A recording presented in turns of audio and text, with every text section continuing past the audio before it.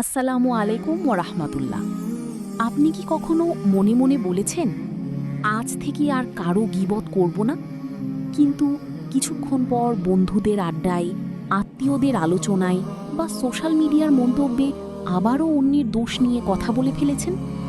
যদি এমন হয়ে থাকে, তাহলে আপনি একা নন।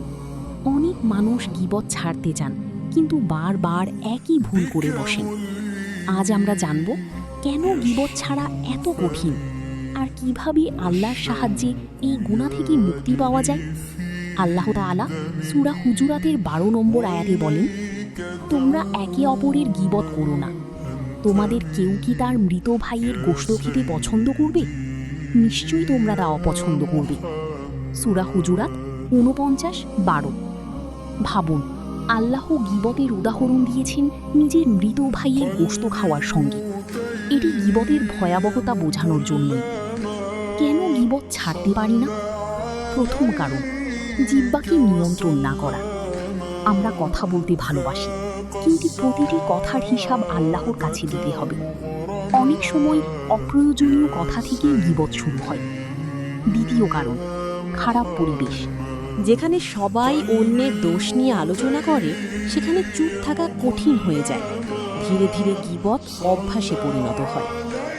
তৃতীয় কারণ, হিংসা ও অহংকার। কখনো আমরা অন্যকে ছোট দেখিয়ে নিজেকে বড় প্রমাণ করতে চাই, অথচ এতে নিজেরই আমল নষ্ট হয়ে যায়। গীবতের সবচেয়ে বড় ক্ষতি। রাসূলুল্লাহ সাল্লাল্লাহু আলাইহি ওয়াসাল্লাম বলেছেন, গীবত হলো তোমার ভাই সম্পর্কে এমন কথা বলা যা সে অপছন্দ করবে। সহিহ মুসলিম। আর যদি সেই কথা সত্যও হয়, তবুও সেটাই গীবত। আর যদি মিথ্যা হয়, তবে তা অপবাদ, যা আরও বড় গুনাহ। কিয়ামতের দিন মানুষ নামাজ, রোজা ও সাদকার সওয়াব নিয়ে আসবে, কিন্তু কাউকে গালি দেওয়া, অপবাদ দেওয়া বা অন্যের হক নষ্ট করার কারণে তার নেক আমল অন্যদের দিয়ে দেওয়া হবে। নেকি শেষ হয়ে গেলে অন্যদের গুনাহ তার উপর চাপিয়ে দেওয়া হবে। সহিহ মুসলিম। ভাবুন, কত কষ্ট করে ইবাদত করলাম, অথচ কয়েক মিনিটের গীবতের কারণে সব নষ্ট হয়ে গেল। তাহলে কিভাবে গীবত ছাড়ব? ১.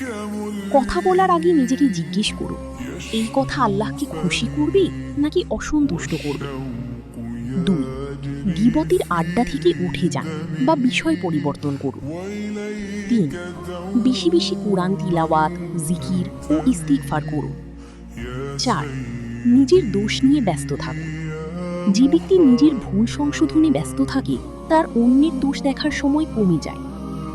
৫. আল্লাহর কাছে দোয়া করুন। বলুন, হে আল্লাহ, আমার জিহ্বাকে গীবত, মিথ্যা ও অশ্লীল কথা থেকে হেফাজত করুন। আমার অন্তরকে পরিশুদ্ধ করে দিন। আমিন। প্রিয় ভাই ও বোন, গীবত হয়তো ছোট একটি কথা মনে হয়, কিন্তু আল্লাহর কাছে এটি অত্যন্ত গুরুতর গুনাহ। আজ থেকেই একটি নিয়ত করি, আমি কারো সম্মান নষ্ট করব না, কারো অনুপস্থিতিতে তার দোষ আলোচনা করব না। আল্লাহ আমাদের সবাইকে গীবত থেকে বেঁচে থাকার তৌফিক দান করুন, আমাদের জিহ্বাকে হেফাজত করুন এবং আমাদের আমল কবুল করুন। আমিন। ভিডিওটি যদি ভালো লাগে, তাহলে লাইক করুন, বন্ধুদের সঙ্গে শেয়ার করুন এবং ইসলামিক জ্ঞান ছড়িয়ে দিতে আমাদের চ্যানেলটি সাবস্ক্রাইব করুন। আল্লাহ হাফিজ।